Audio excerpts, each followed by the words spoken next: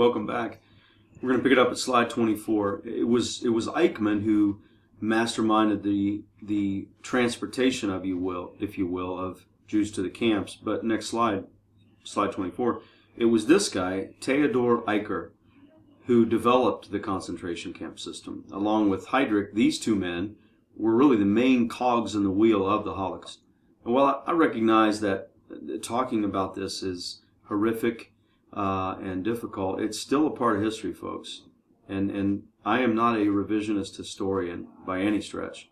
And there are segments of American society who would have you believe that the Holocaust never really happened at all, or that it was not as bad as people like me would say it was. In fact, as we speak, public school history textbooks are being rewritten to purposely omit the Holocaust. In fact, one well-known public school textbook published by Prentice Hall, entitled World History, Patterns of Civilization by Burton Beers, actually blames the Holocaust on a Jew who murdered a German diplomat in Paris. Next slide. Beers has his facts messed up. The teenaged son of a Jewish family that had been forcibly deported from Germany was living in Paris when he heard what had befallen his family. And this young man, named Herschel Grinspan, in retaliation for what was going on in Germany, shot Ernst von Rath, a German embassy official in Paris. A day later, November the 9th, 1938, Rath died. And this gave the German secret police, the Gestapo, the excuse to ramp up the scale of Jewish persecution within Germany.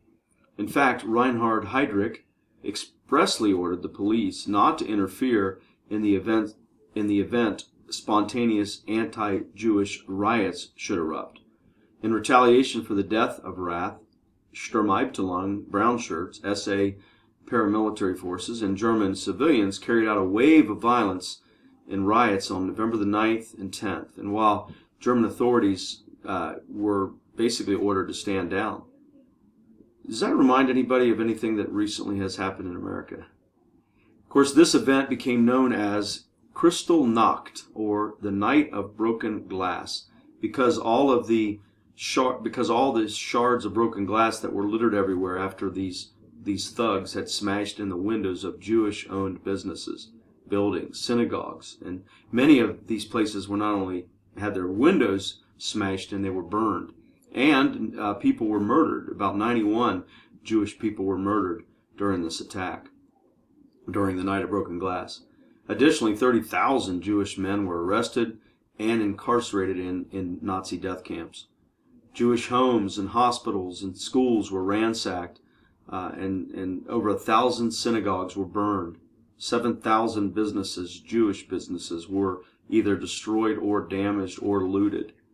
And so, contrary to what Burton Beers states in his left-wing revisionist history textbook, World History, Patterns of Civilization, the shooting of Rath did not cause the Holocaust. The Holocaust sprang from the wicked hearts of wicked, evil, deranged men like Hitler, Himmler, Heydrich, Eichmann, Eicher, and many others. Next slide. And yet, there is a movement today, as I mentioned, called Holocaust denial. Revisionist historians have been hard at work to try to persuade people, especially people your age, that the Holocaust was not the horrific plot to murder 6 million human beings. And this leg of historical writing is known as pseudo-history, which is the rewriting of the past for present political or personal gain. And those who would try to deny the Holocaust or persuade others that it was far less horrific than it was, those people have willingly denied what true historians call, quote, a convergence of evidence. A convergence of evidence. Next slide. As historians, you must act as objective detectives, getting all the sides of an argument, relying upon primary sources, and then making an objective, unbiased analysis. That's what you should do. And regarding the Holocaust, consider the following 5 areas that depict an undeniable convergence of evidence. Number 1, written documents, letters, memos, blueprints, bills, memoirs, confessions. These would all be written documents. They would be primary sources. Number 2, eyewitness testimony, accounts from survivors, Sondered commandos forced to load dead bodies, SS guards, local townspeople. So eyewitness testimony. Number 3, photographs, official military and press relief photographs, unofficial photos taken by survivors, aerial photographs taken by aircraft, and so forth. And many of these photographs were presented at the International War Tribunal, the Nuremberg trials after the war. And I've seen many of these photographs myself. Number 4, the camps themselves, some of which are still structurally intact. If you go to Poland, you can tour Auschwitz-Birkenau, concentration camp, and you can see the evidence. Number 5, inferential evidence, population demographics. In other words, if 6 million Jews, didn't die, as Holocaust deniers say, then what happened to them? All right. Next slide, slide 29, or slide 28, I believe in your slides. As horrific as the Holocaust was, something good did come from it. Think of Joseph's words to his brothers in Genesis chapter 50, verse 20, where he said, "But as for you, ye thought evil against me, but God meant it unto good, to bring to pass, as it is this day, to save much people alive." Next slide. The establishment of the State of Israel on May the 14th, 1948, would never have been possible without the Holocaust. The reparations from the Holocaust given by West Germany gave Israel the resources necessary to survive as an independent state. And the Holocaust played an important role in the founding and the long-term visibility of the State of Israel in at least 3 respects. Number 1, the Holocaust motivated large numbers of immigrants to move to the new country, providing the necessary population base. Number 2, the Holocaust enabled Israel to pressure Germany into supplying the economic base necessary to build infrastructure and support for the immigrants that would be going there. Number 3, the Holocaust swayed world opinion so that the United Nations approved the State of Israel in 1948. Also, when Israel became a sovereign nation in 1948, no less than 10 biblical prophecies were instantly fulfilled. Next slide. Here's some of them. Jacob's descendants would regain control of Israel. Amos 9, verses 14 and 15. Number 2, Israel would be brought back to life again. Ezekiel 37, verses 10 to 14. Number 3, Isaiah spoke of Israel being reborn in a day. Isaiah 66, 7 and 8. That day was May the 14th, 1948. Number 4, Israel would be reestablished as a united nation. Ezekiel 37, verses 21 and 2.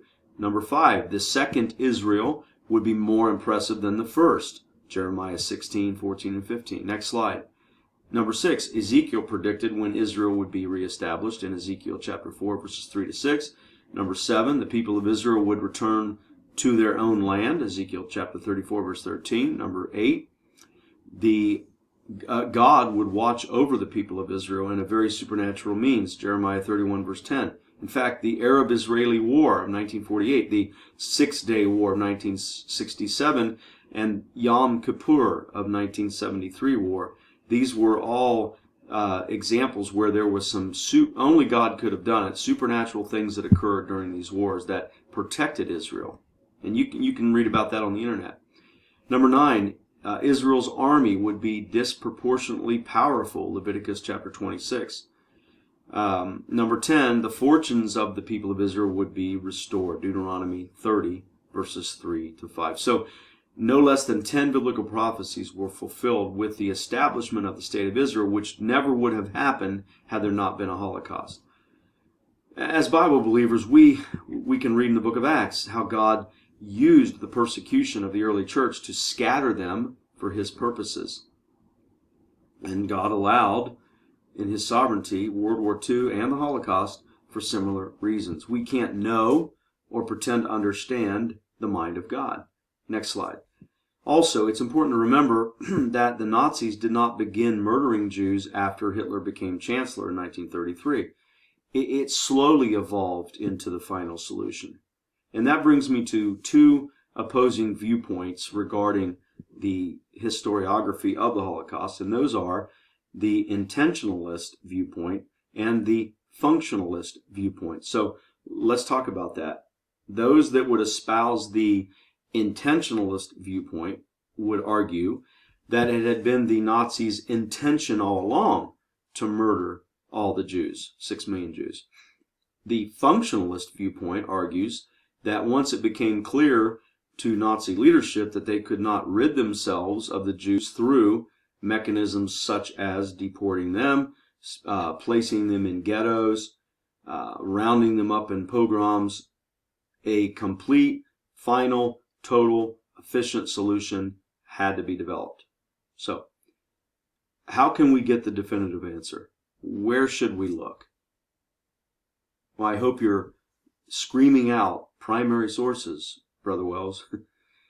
I have personally perused the 8-volume set of German Army Chief of Staff Franz Halder, his diaries. You can get them for free off the internet. And by the way, these are a primary source. These were written from 1939 to September 1942, when Hitler fired him in September 42. And the only early entries Halder writes regarding murdering Jews occurs in volume 4, page 175, where General Halder wrote on 27 August 1940, quote, "A new wave of liquidation of intellectuals and Jews is on in the East," end quote. So from reading that, one could surmise that liquidating intellectuals and Jews in the East was relatively new, because he said a new wave of this was going on. Also, defining the Halder's use of the word liquidation makes it tricky to conclude intentionalism.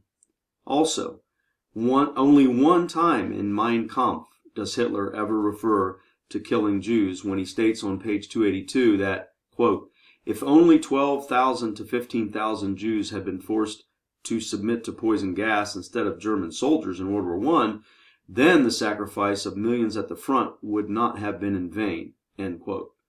Of course, Hitler is not referring to Zyklon B gas, like the kind that was used in the death camps, but to chlorine or mustard gas that was used on troops in the Great War, used on him himself.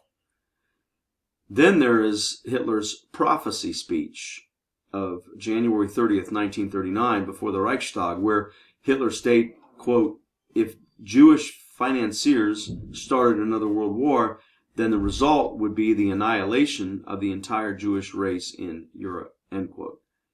So the major problem with this is that although Hitler's statement clearly commits him to genocide, he made no effort after delivering this speech to have carried it out in 1939. Those who espouse a bit of both views have kind of synthesized the two and conclude that the Holocaust was a result of pressures that came from both above and below, and that Hitler lacked a master plan but was the decisive force behind the Holocaust. The phrase cumulative radicalization is used in this context to sum up the way extreme rhetoric and competition among different Nazi agencies produced increasingly extreme policies, as fanatical bureaucratic underlings put into practice what they believed Hitler would have approved based on his widely disseminated speeches and propaganda. Between the start of the war and the invasion of Russia in 1941, Reinhard Heydrich pushed for two methods to purify Germany of the Jews. Number one, he was to force them all into controlled areas called ghettos. Number two was to encourage them to immigrate, to emigrate, to leave in mass, and then force them to emigrate out of Germany. Next slide. So the transition to mass murder would follow only after the launching of Operation Barbarossa. At the outset, the killings were carried out by Einsatzgruppen and members of reserve police battalions. Jews by the hundreds, sometimes thousands, were taken away from their villages into the forest and summarily executed, shot from behind, right in the back of the neck with a single rifle shot. Then their bodies would be stacked in previously dug trenches and then covered over with just thin layers of soil to try to conceal the grisly evidence. Although it's difficult to imagine human beings doing this to one another, there was a precedent among the German military for this type of behavior. And does anyone know what I am referring to? Well, hopefully you read this handout that I attached in Canvas on the shame of German colonialism, a foretaste of the Holocaust. Imperial Germany's actions in Southwest Africa in the early 1900s against the Herero people was really a foretaste or a portent of the Holocaust. Next slide. By 1941, both Himmler and Heydrich, they began to worry that face-to-face killings carried out by Einsatzgruppen and police battalions was beginning to threaten the mental health of their men. So, in October of 1941, mobile gas vans were used. This is where they would basically attach a hose to the tailpipe of a van. They would force as many Jews as they could get into the back of this van. They would roll the windows up, and then they would feed the hose from the tailpipe somehow into the van, and they would asphyxiate 15 to 20 Jews at a time. But of course, this wasn't efficient enough for the Nazis, and so after the Wannsee Conference, by mid-March 1942, concentration camp officials at Auschwitz-Birkenau converted a former peasant hut into a gas chamber and began murdering Jews with Zyklon B crystals. And so up to as many as 2,000 Jews at a time could be gassed and murdered. Next slide. Since the end of World War II, many historians have since debated a very controversial topic. Why didn't the Allies bomb the various concentration camps throughout Germany and occupied Poland? Why didn't they do that? In fact, the proposal to bomb Auschwitz in 1944 has become the symbol for those who argue America was indifferent or even complicit in the Holocaust. But there's two sides to this controversy, as there is any historical controversy. Number one, think about it. If Allies bombed Auschwitz, the first to die would be Jews, probably, which the Germans could then later claim that the Jewish dead had not been murdered by the Germans, but in fact by Allied bomber planes. Number two, it's often noted that American bombers were carrying out raids in the summer of 1944 on industrial targets only a few miles from Auschwitz, which is true. This was part of what's known as Big Week, Operation Point Blank, which we'll discuss in a future lesson. The suggestion was, hey, you guys are bombing these factories. You could have, diverted and bombed these concentration camps. But the thing is, that would have diverted American bombers from their primary mission, and would divert vital resources away from military operations, something that was not likely to happen. Next slide. When Barbarossa began, three German army groups led by Generals von Leb in the north, Army Group North, General von Bock in the center, Army Group Center, and Army Group South, which led by General Gerd von Rundstedt. These three army groups were to simultaneously strike into Russia on June the 22nd, 1941. And despite a huge natural obstacle called the Pripyat Marshes directly in their path, the speed with which the Germans proceeded was nothing short of amazing, and it shocked the Russians. In fact, the Germans were so optimistic that General Halder phoned Hitler to assure him that they could take Russia in just 2 weeks. Next slide. Barbarossa got off to a great start for the Germans. Within a week of invading, they had captured over 300,000 Russian troops and had destroyed a significant number of tanks and artillery, destroyed much of the Russian Air Force, and things looked really grim for the Russians, so much so that Stalin had ordered Nikita Khrushchev to relocate Russia's factories deeper into the Russian interior, into eastern Russia, away from the advancing Germans. By the end of July, the Germans had destroyed 12,000 tanks and most of the Russian Air Force. In planning Barbarossa, Hitler assumed that after the initial blitzkrieg, Russia would not be able to field any kind of substantial reserves. But by the end of June, the Soviets had called up 5.3 million reservists and created 194 new Russian divisions. Next slide. By August, General Guderian's 2nd Panzer Group, which was part of Army Group Center, had made it to within 200 miles of Moscow when Hitler personally intervened. And by the way, this is not the first time he would do this. And ordered them to siphon off tanks from Army Group Center and direct a strike north to Leningrad. So he wanted to take tanks and troops from Army Group Center and send them up to General von Leb in Army Group North. Hitler had reasons for this, but his reasons were not based on any kind of sound military strategy. They were entirely emotional. You got to remember, Hitler hated Bolshevism, so he wanted the city, named after its founder, Leningrad, to be starved into submission. And because Hitler wanted to envelop Kiev the way that Hannibal had beat the Romans at Cannae in 216 BC, he sent troops from Army Group Center south to Kiev. General Halder and General Guderian argued with Hitler that a continued drive into Moscow would guarantee victory, but Hitler was adamant he didn't want to listen to his generals. And so while bickering with them over strategy, this dragged on for 19 days. By the way, this was known as the August Pause. While this is going on, Stalin's taking the opportunity to roll more and more T-34 tanks off the Russian assembly lines. And not only that, he's putting millions of more Russians into action, reservists. So the August Pause has really been concluded by a lot of historians that that cost Hitler the victory in Russia. Slide 40, next slide. I think it's number 40.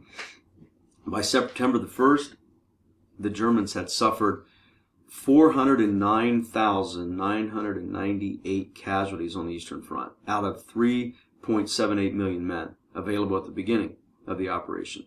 Even with replacements, combat units were short about 200,000 men.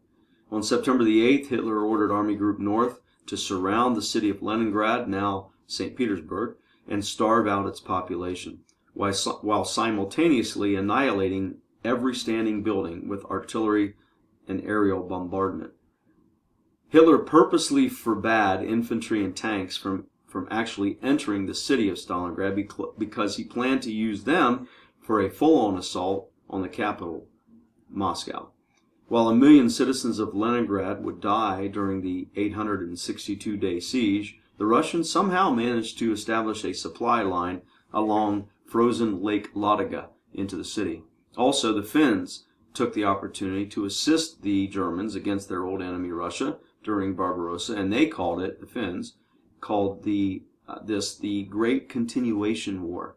Next slide.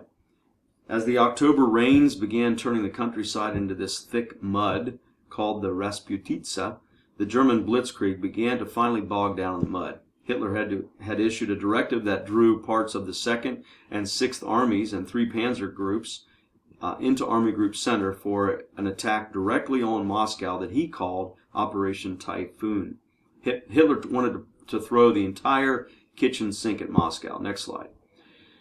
Operation Typhoon, launched on October the 2nd, 1941, it ripped open the entire front line and encircled 2 enormous groups of Soviet armies. And by the fall rains of mid-October, when they ceased, Luftwaffe support in the terrain had turned to a muddy quagmire. The Russians fought back hard in November, and Hitler refused to allow his generals to retreat. Next slide. So when you think about this, was this a tactically sound decision, yes or no? Well, 3 substantial problems should have called into question the wisdom of launching another great offensive at this stage of the game. Number 1, the lateness of the season. Winter was approaching. It's often been said that 2 of Russia's greatest allies have always been general winter and general snow. Number 2, a lack of supplies. Remember, the Germans had not thought this through, and they never planned for a protracted operation, so their men weren't equipped with winter clothing. Number 3, they had experienced some serious losses in mechanized and motorized divisions since launching this operation. It was during Barbarossa that Hitler really began to show his true colors, and several of his key generals started to question his decision-making capacity, which of course cost them their jobs.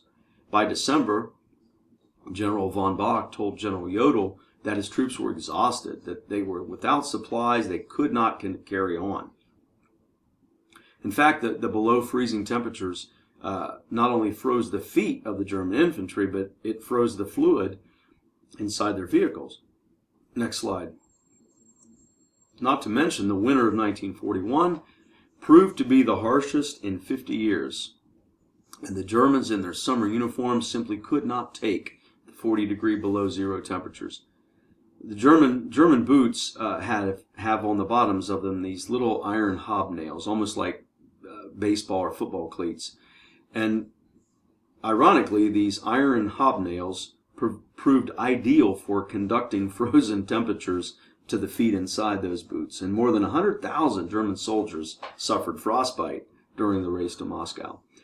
In what must have been incredibly disappointing, the German army got within 16 miles of Moscow before their collapse on December the 5th. The Russians opened a counteroffensive the next day. Japan attacked Pearl Harbor the day after that, and amazingly, Hitler declared war on the United States 4 days after that. Next slide. Russian offensives began in earnest all along the front, and by mid-December of 1941, the Russians had pushed the Germans back 150 miles away from Moscow. On December the 19th, Hitler fired Field Marshal von Brauchitsch as commander-in-chief of the German army. A couple days later, Hitler fired General von Bock, then General von Leb, then General von Rundstedt. And on Christmas Day, Hitler dismissed General Guderian. From December 1941 to February 1942, the Russians enjoyed a measure of success, but by late February, their momentum bogged down. And by March of 1942, operations on the Eastern Front finally ground to a halt with the arrival of the spring mud. Both the Germans and the Russians were completely exhausted. The front line stretched from Lake Ladoga in the north all the way to the Black Sea in the south. And while German troops were trying to rest and refit, Hitler was busy planning another offensive that he would launch in the summer of 1942. And that offensive would focus more on the southern area of Russia as opposed to Barbarossa, which had focused on the central and northern portions. Next slide. On June the 28th, 1942, Operation Blue, or Fall Blau, began. And this was really the turning point of World War II and the deadliest battle in the history of warfare, the Battle of Stalingrad.